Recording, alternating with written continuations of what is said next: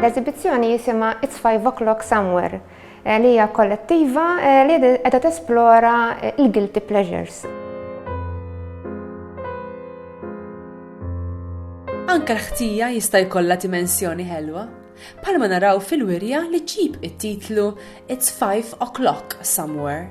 Starriġ fisiv tal-guilty pleasures tagħna, minn vizzji mingħajr konsekwenza sa drawwiet li jġibu l-qerda tagħna nfusna.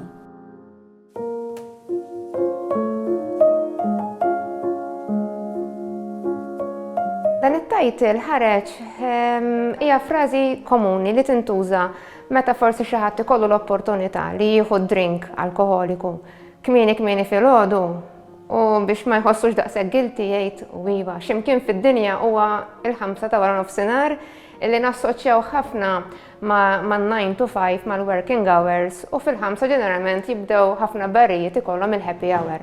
Allura ngħidu iva it's 5 o'clock somewhere fid-dinja biex inħossuna inqas guilty.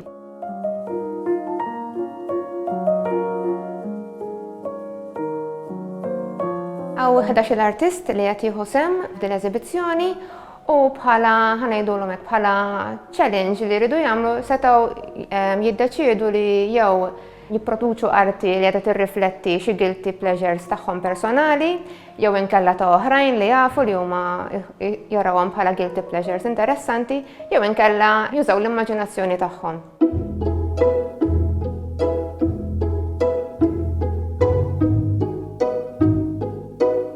Eżempji ta' guilty pleasures li ħanaraw fl-eżibizzjoni, naraw per eżempju il-narċiżizmu u kemm wieħed jieħu gost iħares lejn il-mera.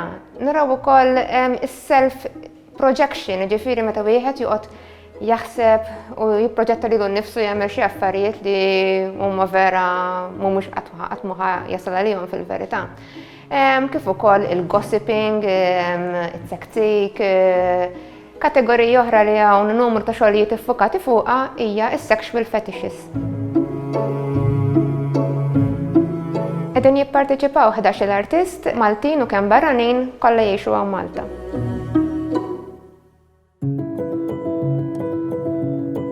Minn mintu fetħed dejjem kellha t-tir illi teżebixxi u tesponi l-arti kemm għall-artisti lokali u kemm barranin. Fil-fatt diġà għandha ħafna arti u installazzjonijiet tagħha.